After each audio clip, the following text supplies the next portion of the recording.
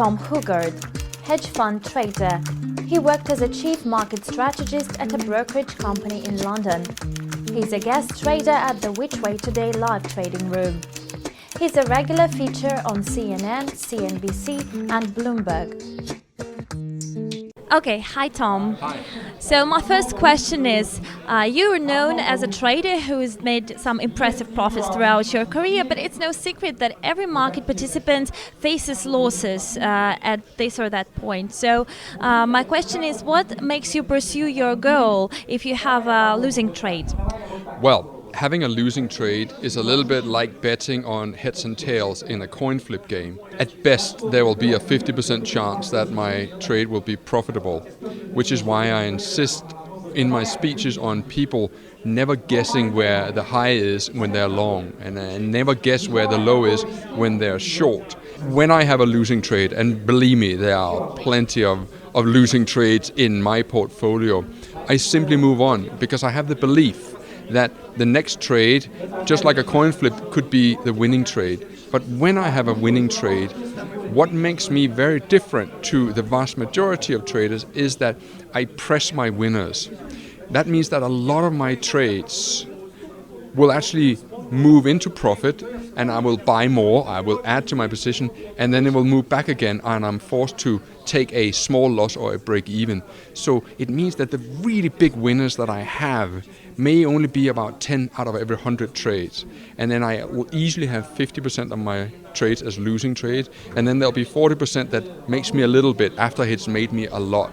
And then I have these 10 trades out of every 100 that really makes a big difference. But psychologically, that's a very difficult way of trading, because the vast majority of people will maximize the amount of winning trades rather than maximizing the amount they make on each trade.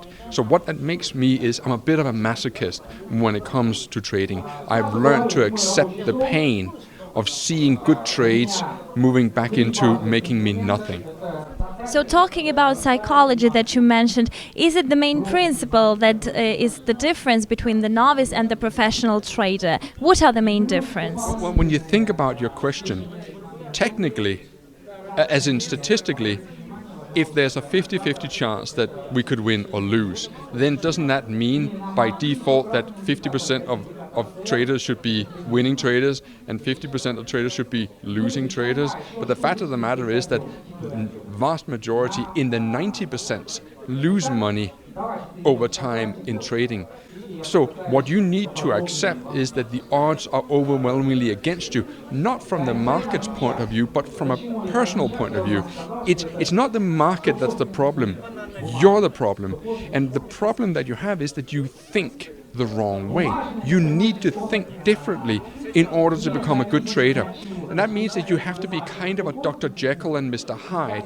You have to be one person when you are out and about with family and friends, but you have to have a different mindset when you are in the market. And that mindset means that you have to accept that you will always have to buy higher than the previous person, or you always have to sell lower than the previous person. So you cannot be afraid of buying something that has already moved up significantly, or you shouldn't be afraid of selling something that has already moved down significantly.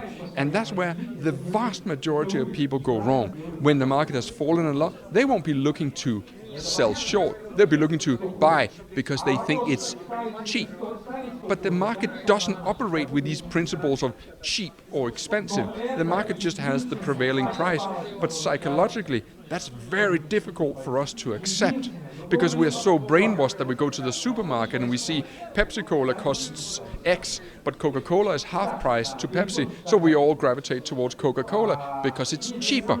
But cheap in the market is a market that is going down. We don't want to buy that. We want to sell it short. So the whole balance of being one person in real life and being another person in the market, that's what makes trading so incredibly difficult.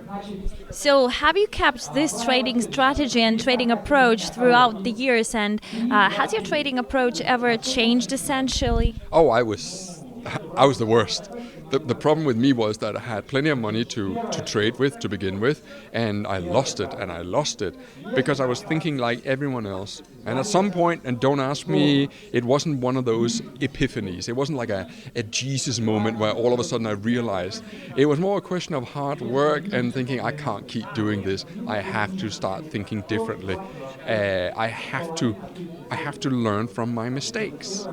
And I slowly and gradually began to realize that the mistake was that I always tried to find the low in the market, and I would never buy a market that had already gone up.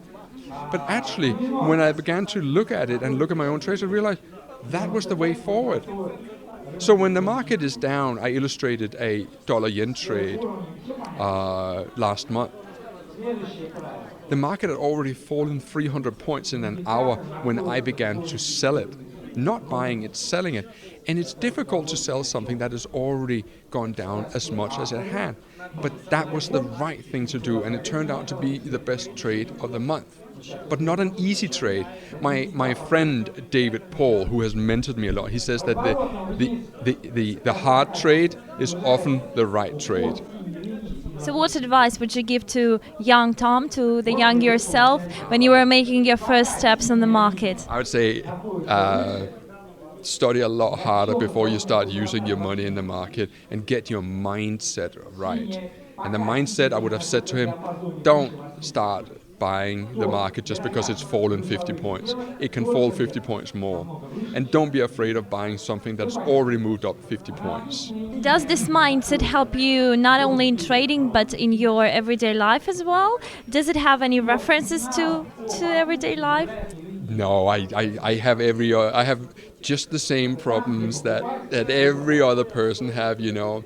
You become too fat, or your wife doesn't love you, or all these things. Because all these, issues of consciousness, emotional approach, emotional control, as I heard that many analysts and many traders, they try to apply it in everyday life, and it works in everyday life as well? I think it's inevitable. I think that I am different because I am exceptionally disciplined. So, for example, as an example of what I do which require discipline is I jump in the ocean every single day of the year, come summer or winter.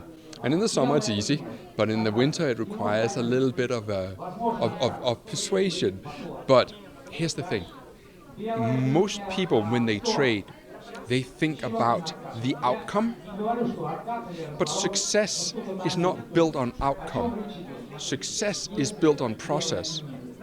What we're looking for is not perfection, but gradual improvement. So I am just following the process every single day, and the outcome will just come gradually, like you're building a company. You can put on grand visions of where you want to be in 10 years, or you can just focus on doing the right thing every single day. That's how you build success. In any endeavor, as a human being, you become a little bit of a better person every day. You talk a little nicer to your partner, you're a little nicer to your kids. It's the small steps, because human beings have a tendency to want to make big changes. But big changes are very hard to maintain. Small, gradual changes, they are much, much easier to implement. Thank you very much, Tom.